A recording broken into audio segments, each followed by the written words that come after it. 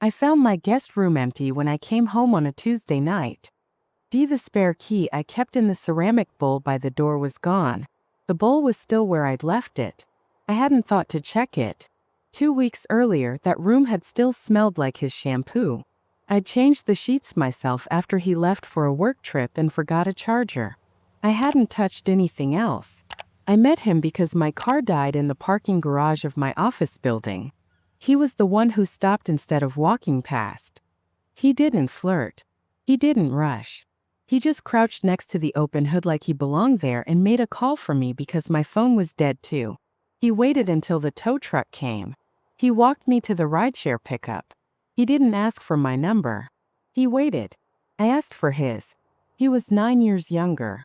That didn't register as a problem. He worked in operations for a small logistics firm, not glamorous, not unstable either. He spoke carefully, like someone used to being precise without needing to dominate a room.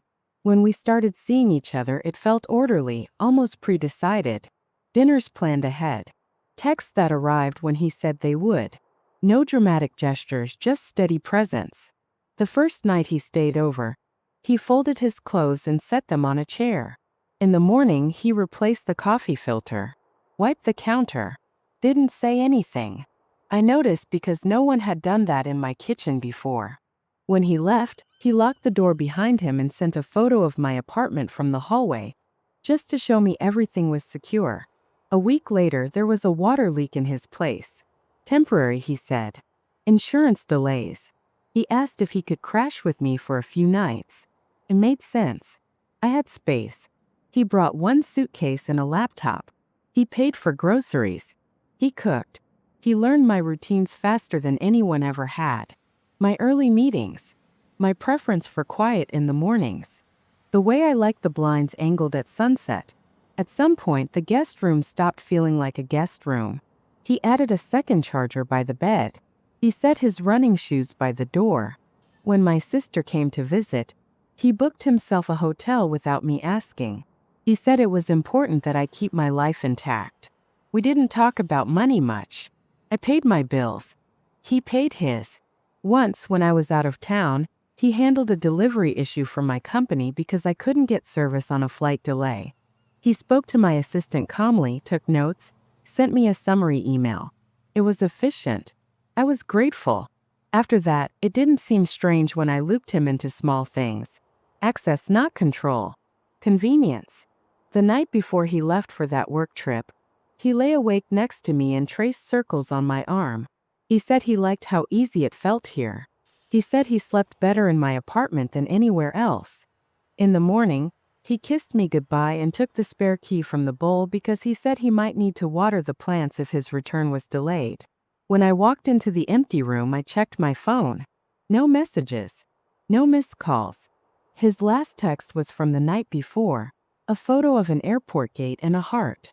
I stood there longer than I needed to, holding the edge of the dresser, registering what was missing by the clean rectangles where his things had been. I didn't call him yet. I closed the closet door. I put the key bowl back where it belonged, even though it was lighter than it had been before. I waited until the next morning to call him. By then, the explanations had already lined up. A missed connection. A phone left in a cab. Something logistical. He answered on the fourth ring, sounding winded but calm. He said the trip had turned messy. A client issue. He needed a few extra days. He apologized for the silence like it was an inconvenience, not a rupture. When I told him I'd noticed he'd taken all his things, his tone didn't change. He said he'd packed fast and didn't want to leave clutter behind. He said he didn't want me to feel like my space wasn't mine. He sounded like he was calming a situation he'd already handled. That answer settled in easily. It fit the version of him I already had, and that was the part that made me feel stupid. The days before that call had been full in a way that felt dense but good. We had slipped into something that looked like routine without ever naming it. He'd started joining my evening walks. He didn't talk much during them, just kept pace, pointed out small things. New construction, a dog that always sat on the same stoop. Once, when I had to take a late call, he waited on a bench and didn't interrupt, just handed me a bottle of water when I was done. He learned my work schedule well enough to anticipate it. If I had a long day, dinner was ready. If I had an early one, he suggested we eat out. He didn't push for weekends away or declarations. He just occupied the space like it was normal to do so. One night, I let him into my office at home. That room is usually closed. It holds contracts, drafts, things I don't share. He sat on the floor while I worked, scrolling quietly, then stood up when I got stuck and rearranged my whiteboard without asking. He didn't add anything new. He just reordered what was already there so the sequence made sense. I left it that way. Another evening, I gave him access to my building app because he kept getting locked out when he went for runs. Felt silly to keep buzzing him in. He thanked me, kissed my cheek, and didn't use it unless he needed to. The restraint mattered. He told me about his last serious relationship once late, when we were already in bed. Not details. Just that it ended when he realized he'd been more useful than loved. He said it plainly, like an observation, not a wound. I didn't respond with a story of my own. I just pulled him closer. He fell asleep almost immediately.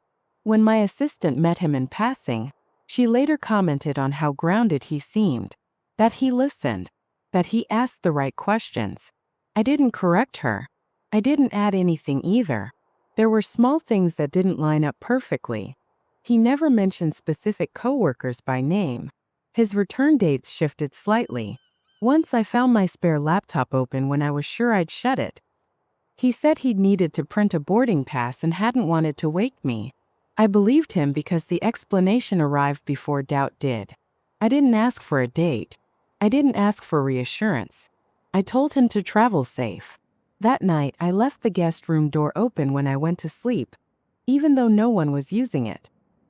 He came back 3 days later, earlier than he'd said. I knew because my building app sent a notification that the door had unlocked while I was still at work. I checked the camera out of habit. It was him, standing there with his suitcase, looking up at the ceiling like he always did when the elevator was slow. When I got home, he was already cooking. He'd replaced the groceries. He'd washed the towels. He apologized for leaving abruptly and said the trip had shifted faster than expected. He didn't offer details. He didn't need to. He was there again, moving through my apartment like nothing had been interrupted. That weekend, my calendar collapsed in on itself. A delayed payment from a client triggered a chain reaction I hadn't anticipated. It wasn't a crisis, but it required attention. He watched me handle it without stepping in, just stayed close. When I finally sat down on the floor of my office, back against the cabinet, he sat with me. He didn't try to fix it. He asked what the bottleneck was. I told him. I didn't lower my voice. He suggested a temporary workaround. Nothing dramatic. Just routing one incoming stream through an account he'd already set up for his firm. Something he said he'd done before for partners waiting on reconciliation. He explained it cleanly. He didn't push.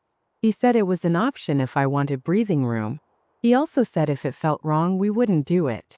I didn't decide that night. I slept on it. In the morning, he was already up on a call, speaking in that measured tone I'd come to trust. He mouthed sorry when he saw me, then wrapped it up quickly. Afterward, he made coffee and laid out the numbers on a legal pad. Not my numbers, just the timing. It looked reasonable, temporary, reversible. I agreed to it on a Tuesday between meetings. I forwarded an email. I signed where he indicated. It didn't feel like crossing a line. Felt like efficiency, like partnership, like letting someone help carry weight I didn't need to carry alone. After that, things changed without announcing themselves. He was still kind but less available. His calls took longer. His runs stretched later into the evening. He stopped asking about my schedule and started telling me his. When I mentioned the rerouted payments, he said everything was on track. He said not to worry about it. He said he had it handled. One night, he came home quiet and tired and fell asleep without touching me. In the morning, he was gone before I woke up. There was a note on the counter, folded once, saying he had an early meeting and would call later. He didn't. I checked the account out of curiosity, not alarm. The interface looked different. Not wrong, just unfamiliar. I assumed it was an update. When I texted him about it, he replied hours later with a thumbs up emoji and said it was nothing to worry about. That week, he stopped staying over every night. He said he needed space to focus. He said it wasn't about us. I adjusted without comment. I was busy too. On Friday, I found the guest room door closed. I hadn't closed it. Inside, the bed was made tight and unused. The charger was gone. So were his shoes. I stood there longer than I should have, trying to remember when it had shifted from shared space to borrowed space to something else entirely. My phone buzzed with a notification about a transfer I didn't recognize. It was labeled pending. I didn't cancel it. I assumed there was a reason. That night, he didn't come back. His phone went straight to voicemail. The message was still the one he'd recorded months earlier. Before me, casual and confident. I listened to it twice, then set the phone down on the counter and turned off the kitchen light. By Monday, the transfer was no longer pending. I noticed it because my dashboard was quieter than usual. Fewer alerts. Less movement. First, it felt like relief. Then I refreshed it. The number didn't change. I called the bank. I didn't say his name. I asked neutral questions. The woman on the line was polite and slow. She told me the funds had cleared on Friday afternoon. She told me the destination account was external and no longer linked. She told me I would need authorization from the receiving party to reverse anything. I thanked her and ended the call. I texted him a screenshot with no commentary, just the image. It showed the amount and the date. I waited. An hour later, he replied. He said he was in meetings. He said everything was fine. He said we'd talk tonight. He didn't come. The next morning, my assistant forwarded me an email I hadn't been copied on. It was brief. It referenced a delay. It referenced new wiring instructions. It wasn't written in his voice, but it used details only he and I knew. It ended with his full name typed cleanly, no signature block. I tried his phone again. This time it rang longer before going to voicemail. I didn't leave a message. I opened my laptop and searched his firm. The website was still there. The contact page hadn't changed. The number listed routed to a generic answering service. At noon, my building app sent another notification. The door unlocked. I checked the camera again. It wasn't him. It was a woman I didn't know holding a box. She waited in the hallway, shifted her weight, then knocked. I didn't answer. After a minute, she left the box by the door and walked away without looking back. Inside the box were the last things he hadn't taken. A jacket, a book he'd borrowed from my shelf, the spare charger. On top was an envelope with my name written in careful, familiar handwriting. Inside there was one page. He wrote that he hadn't planned for it to go this far. He wrote that he'd thought the timing would align differently. He wrote that I was strong and capable and would recover faster than most. He wrote that contacting him would only complicate things for both of us. He didn't write that he was sorry. He didn't write that he'd loved me. He wrote like someone closing out a file. There was no apology. I sat on the floor with the paper in my lap until my phone vibrated again. This time it was an automated alert. Another transfer. Larger. Final. I didn't call anyone. I didn't cry. I stood up, locked the door manually, and unplugged the building tablet from the wall. I placed the box back by the door, unopened now that I'd seen enough, and left it there. That evening, I walked into my office and erased the whiteboard. Not rearranged it. Erased it completely. The room looked bigger without the markings. When I went to bed, the apartment was silent in a way it hadn't been for weeks. No footsteps. No running water. No phone lighting up the room from across the bed.